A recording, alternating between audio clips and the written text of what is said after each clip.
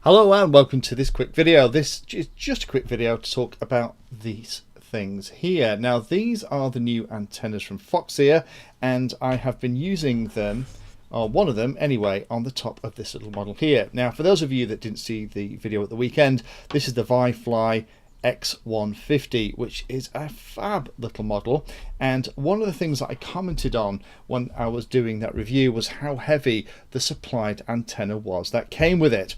So after I did the review, was kind of hunting around and saw these, so got a couple and have popped this on the top and been flying with it ever since.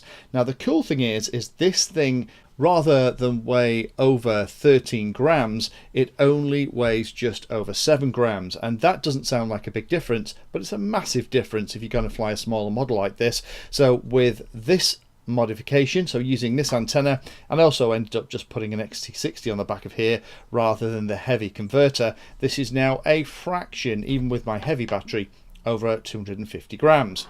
But I just wanted to draw your attention to these things because these look like they're pretty new. Now I've had a couple of antennas and I've been pretty impressed. They work really well, but up till now they've been a little bit big. So this new style that they're calling the Lollipop is a welcome addition, and it's 20 bucks and you get two of them.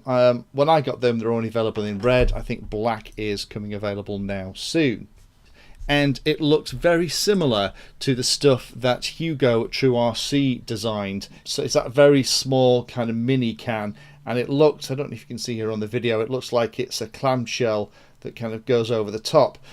I've had a quick go at trying to separate the clamshell, but I don't want to destroy these because they're actually working really well. And for the smaller quadcopters where you want a small, compact, pretty bulletproof video transmitter for your FPV gear, these are definitely worth a look. So I'm just wondered if anybody else has been playing with these, with them being pretty new, and what your thoughts are. If you have any feedback or comments, then I'd be interested. Please pop them down below.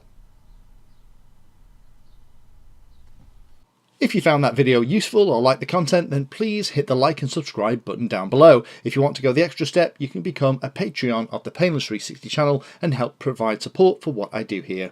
All the videos created here are put into playlists, so if you're interested in a particular topic, have a look at the playlist, and they all are organised in there to make them easier to use.